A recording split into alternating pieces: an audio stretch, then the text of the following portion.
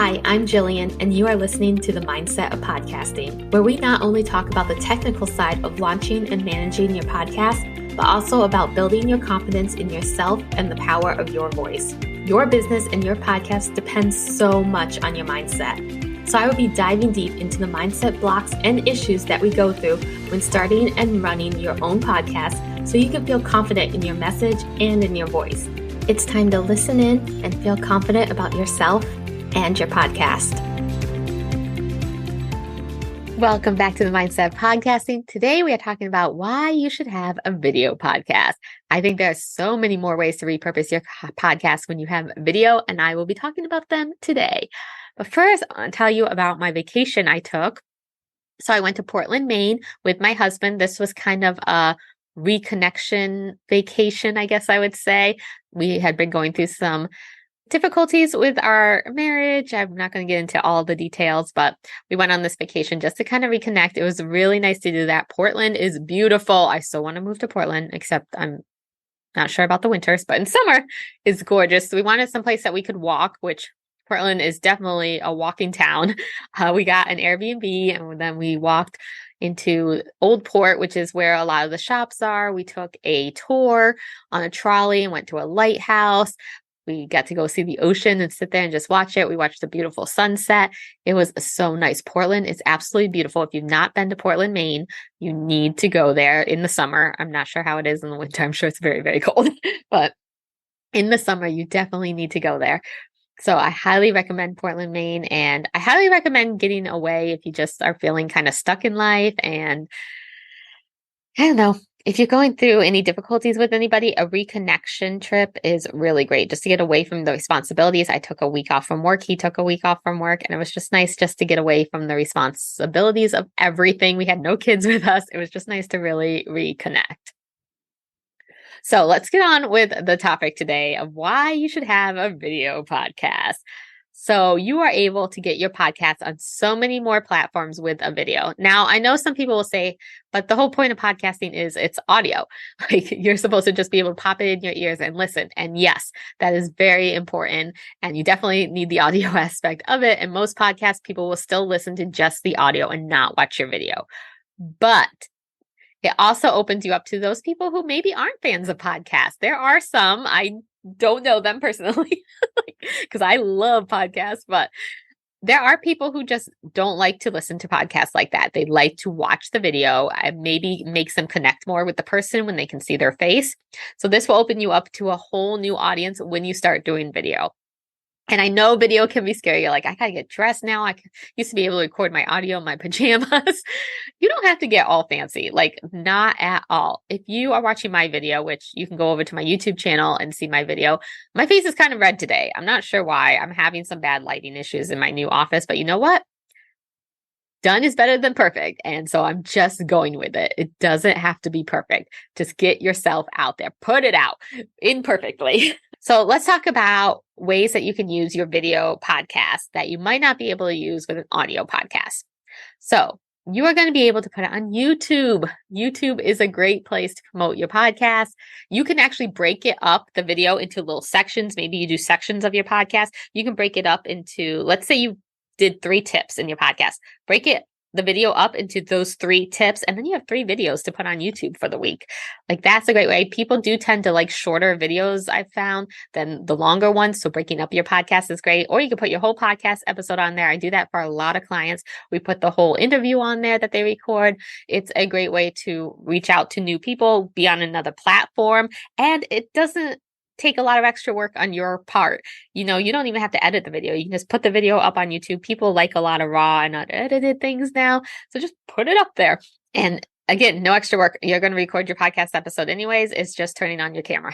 You can create reels and shorts. Like reels are huge right now. TikTok is huge right now. You can go back to my episode right before this, and I have a TikTok expert on there talking about how to use TikTok to promote your podcast. So that's a great one to go listen to see how creating reels or TikTok videos, I use them the same way. Like if I post a reel, I post it on TikTok. If I post a TikTok, I usually post it as a reel. So I interchange them, but it's a great way to get more eyes on your podcast, get on another platform like TikTok, or and create more reels, which are huge on Instagram right now.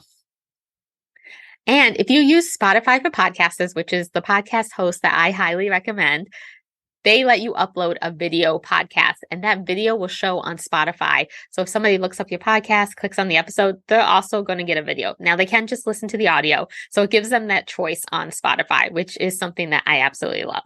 Videos are another great thing to maybe send to people who ask you questions. Sometimes they have a question about something that you do, and maybe you answered it in a podcast episode and you have a video of it. Take that section from the video and send that to them. It will form a deeper connection because one, they're going to hear your voice. Whenever anybody hears your voice, it forms a deeper connection because they can really feel your passion behind it, what you're talking about behind it. And two, if they're a visual person, they're going to see you and that's going to form a deeper connection. So you get both kinds of deeper connection when you send that video to somebody asking you a question than just texting the answer to them. So I absolutely love video podcasts. Most of my clients do video podcasts now. If they're not, I'm always like, hey, maybe you should do a video. I'm like, you're already recording anyways. Let's put the video up there too.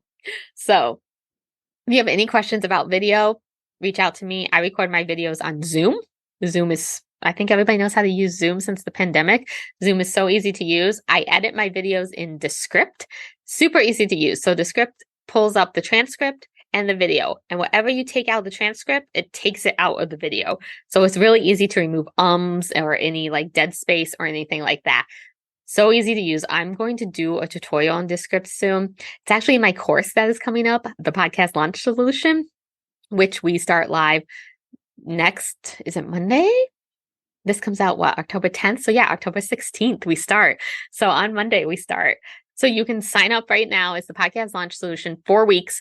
We are going to have your podcast ready to go. Now, if you don't want to launch to the new year in these 4 weeks, you can have it ready to go so you don't have to worry about it during the holiday season.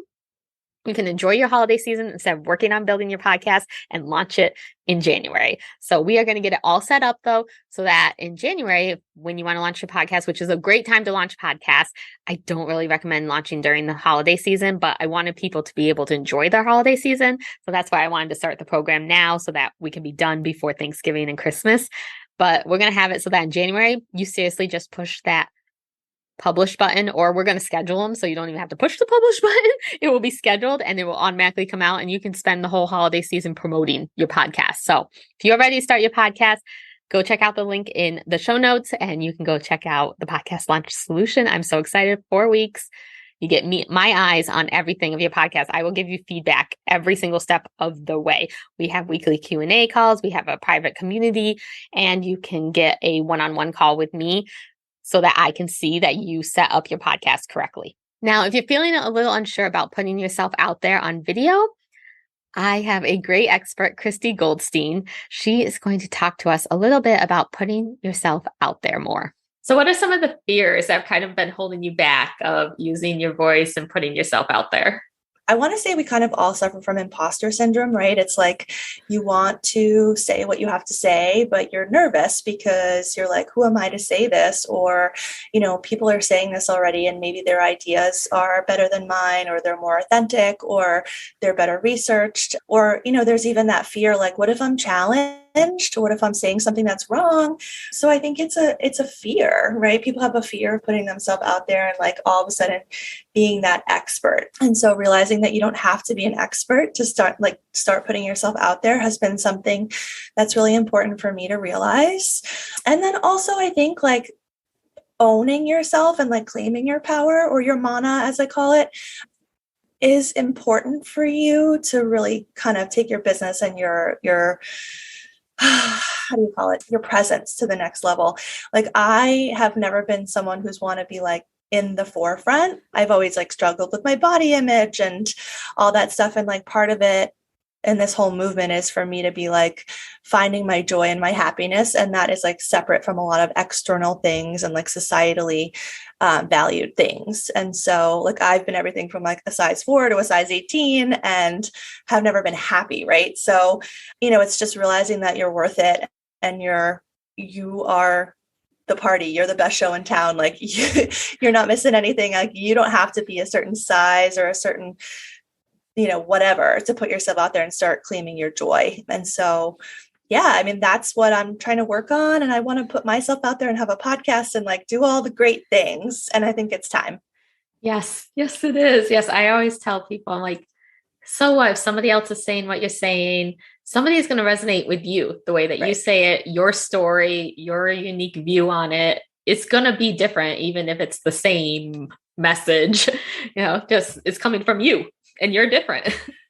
Yeah, I think that's hard for a lot of people to claim. And then as I have been embracing more of this energy work and learning more and meeting more people, I have also realized that like our culture and even myself have operated more in the divine masculine for so long, which is more about like taking the other one down and competition and like there can only be one and the best one rises to the top. And I'm working really hard and also with my clients on really embracing the divine feminine. And so it's like, we're not human doings, we're human beings with number one, right? So embracing all of that and just like really being who you are. And in terms of the collaboration, the more of us who are sharing what we have to say and our unique perspectives, like you said, the more it's going to resonate with someone. And I know that my voice isn't going to resonate with everybody, but it will resonate with the people that it's supposed to resonate with.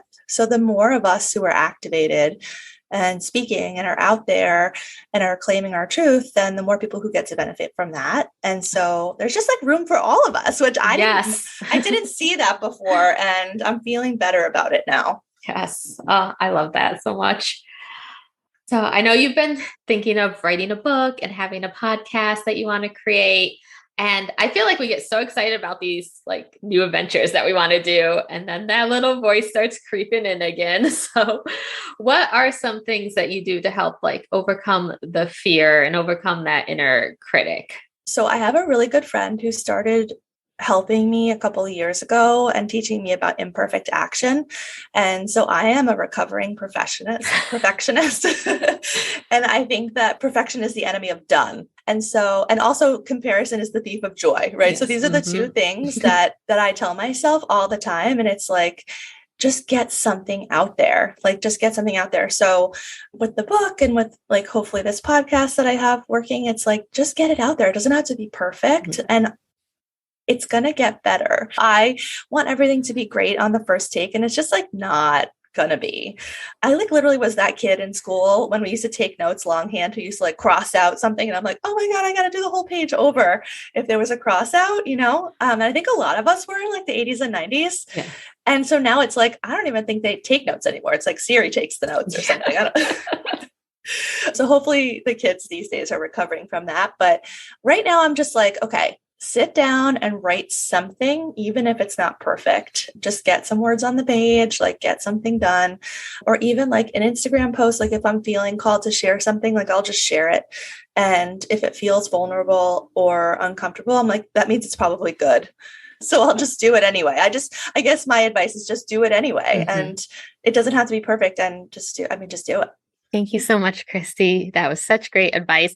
And you can find out more about her at the links in the show notes. So thank you so much for being here and for listening again. And I'm so excited to be back. Like I said, I'm so excited it's October because it's Halloween season and that's my favorite time of the year, even though some scary movies freak me out. I'm a fan of the classics, like the not gory ones. Halloween, the original Halloween, like is it 1976 or something like that?